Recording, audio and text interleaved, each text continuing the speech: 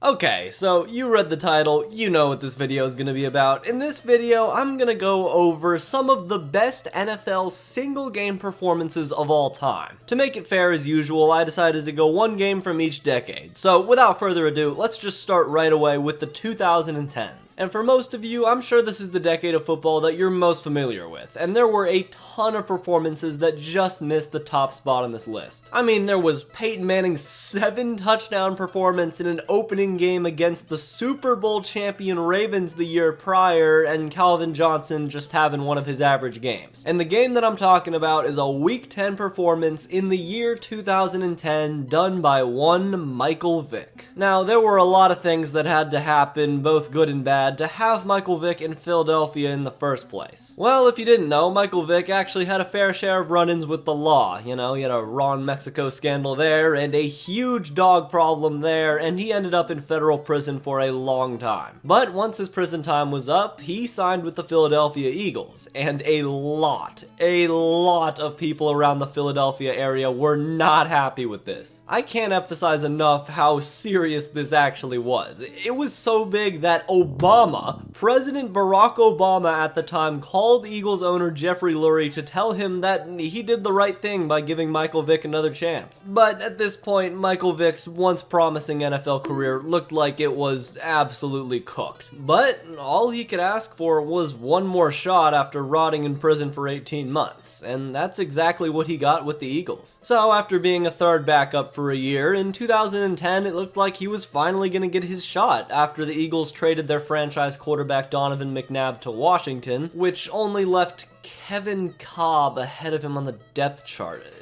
Who the hell is Kevin Kolb? But unfortunately for Kevin Kolb, Michael Vick had performed a ritual before to get the starting job, and in the first game of the year, Kolb went down with an injury. So, as the last man standing, Michael Vick now earned the starting job at quarterback for the Eagles for the whole season. And Michael Vick had a career renaissance and nothing short of that. He was incredible all year long, doing his usual razzle-dazzle activities he did back in Atlanta, and finished second in Offensive Player of the Year voting at the end of the season. Which leads to the game in question, an innocent-looking Monday night game against Washington. Except there was a lot more behind this game than what met the eye, as Donovan McNabb, the quarterback of Washington, actually played against Philadelphia earlier this season, except for Michael Vick got injured early in the first quarter, so we never got to see a fair duel between the two quarterbacks. So finally, in Week 10, we got to see the quarterbacks Donovan McNabb and Michael Vick, the guys of the Eagles past and future, duke it out, and it went pretty well for one of them, I guess. As the game began for the Eagles, they almost muffed the kickoff, but then on the first play from scrimmage, Michael Vick rolls out to his left and throws an 88-yard touchdown to Deshaun Jackson, who gets absolutely dusted by this ref, but still scores the touchdown on the first play of the game. And usually it takes a few plays, but no, the Avalanche just piled on immediately, as in 3 quarters the Eagles hung 59 points on Washington. And Vick himself just buried McNabb statistically, going 20 of 28 for 333 yards,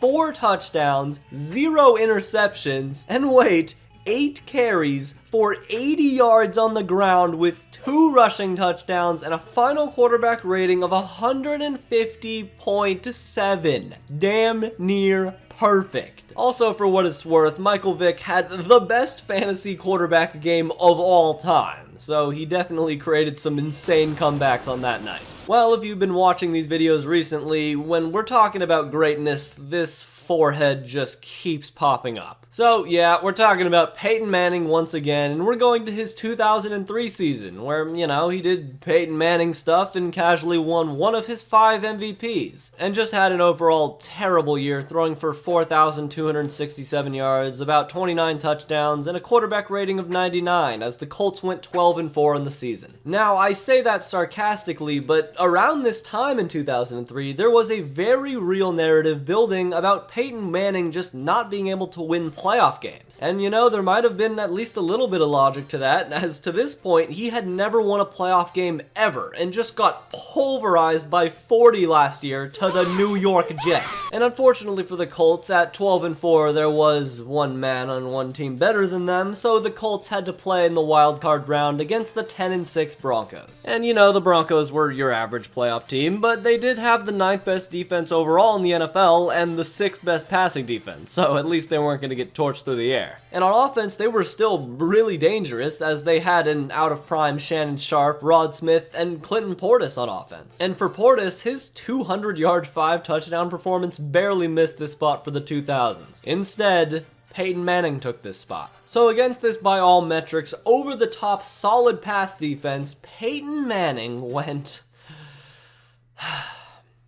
22 for 26 passing, 377 yards, 5 touchdowns, 0 interceptions, with the highest possible quarterback rating you can record with a record-breaking 158.3. You could not replicate a more perfect quarterback performance than Peyton Manning on that very day. And also, Peyton Manning would be the certified owner of Mike Shanahan's Broncos, as he kicked his ass in the playoffs for 2 years straight. Okay, for the 1990s. So, in the 90s, the Cowboys had some okay running back named Emmitt Smith. He carried the ball a few times, he was alright, he racked up a few rushing yards, you know the deal. But we're gonna hyper-focus on the 1993 season, where a Hall of Fame running back and the arguable GOAT at his position had the best season of his career. So going into this year, the Cowboys were in the midst of their dynasty and had just won a Super Bowl the year prior. And in 1993, he ran for 1,486 yards on just 283 carries, averaging 106.1 yards per game, and somehow earned some shiny trophy that's called the MVP. And you know, Emmitt Smith was probably the most valuable player to his team, and in his best game of his life, he would definitely prove that. Alright, it's January 2nd, 1994, and the Giants are playing the Cowboys with 1 game separating the two for the 1 seed in the NFC. So it's safe to say for both teams with Super Bowl aspirations, this game meant life or death. And as the game began, unlike the modern Cowboys, these guys handled business early and jumped out to a 13-0 lead at halftime. But of course, the contract they signed in exchange for their dynasty had one hefty price to pay, as Emmitt Smith separated his entire shoulder right before the half. So Emmitt Smith had a actual separated shoulder, neck spasms, bruises everywhere, and a hurt sternum.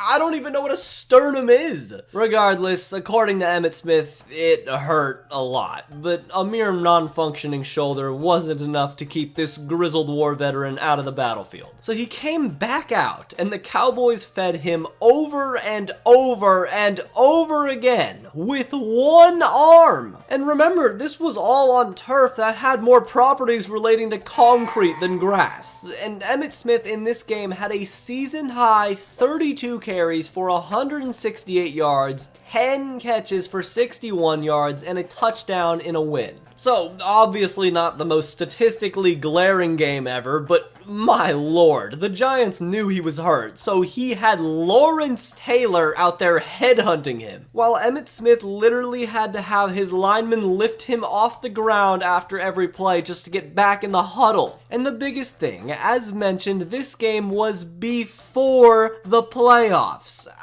Just insane. Of course, Emmitt Smith continued chugging along, I'm sure taking like 16 Vicodin before every game, on the road to another Super Bowl ring. But there are performances that arguably are even tougher. So if you haven't noticed, gutsy performances are about to be a theme here. And Kellen Winslow's performance in the 1981 AFC divisional game was nothing different. So the 1981 Chargers were pretty solid, but nothing over the top. They did have the best offense in the entire league though, with Don Coryell as their coach. And although they did have other amazing players on this team, they also had Hall of Fame tight end Kellen Winslow on the team. No, not that one. The other one. The senior. This season, as a tight end, he had 88 catches for 1,075 yards and 10 touchdowns, in an era where throwing the ball was less common, and especially to tight ends. Which takes us to the 81 divisional game, the Chargers versus the Dolphins, where the Chargers would go up against Don Shula's 5th best defense in the NFL. But come on, if you don't understand the theme at this point, good defenses are nothing to stop inhuman performances. On a day where it was 88 degrees with 80% 90% humidity, just blistering conditions, Winslow finished this overtime thriller with 13 catches for 166 yards, a touchdown that took the lead, and a game-winning field goal block. You can't even make this up. The tight end got a game-winning field goal block in overtime to seal a win. I mean, this man, Kellen Winslow, gave every single ounce of his fiber of being on the field and even played on special teams. And by the end of the game, the man was so tired, he had to have his lifeless body dragged off the field by his own teammates, with one of the most iconic NFL photos of all time. Although we just talked about games where players weren't 100%, and also games where players were limping off the field, how about a game that just had absolutely everything? And 1977 Walter Payton was a different animal. I'm not even gonna waste the time listing off this man's season stats. Just know he ran for, at the time, the third most rushing yards in NFL history with 1,852 and won the MVP just because. So yeah, the man was just nothing short of an actual GOAT. And later on in the season, Walter Payton would produce his career's magnum opus. Except there was one small issue. Walter Payton was violently ill before the game, and reports were saying that it was way worse than a regular flu. They said he was literally lying on the locker room floor motionless with warm towels all around his body. But come on, this was football in the 1970s, so unless you were legally classified as dead, you were getting back on that football field. So the Bears trotted Walter Payton onto the field anyway and gave him a pretty light load early on, running the ball with him 26 times in the first half alone. I mean, they only attempted one pass in the entire first half, and hold on. The pass even went to Walter Payton. This sick man was responsible for every offensive snap in the first half, and the Bears would go on to win the game by a mere 3 points. So, Sweetness finished the game with 40 carries for, at the time, the most rushing yards in NFL history with 275 and a touchdown. So if one thing is for certain, in order to have an all-time great game, you gotta bleed at least a little bit for your success. And anyways, if you enjoyed this video, then subscribe, because I got a lot of videos on the channel just like this one. And if you like this video, then watch this video right here on the hardest Super Bowl ever won. It's pretty good, trust me. Anyways, until next time.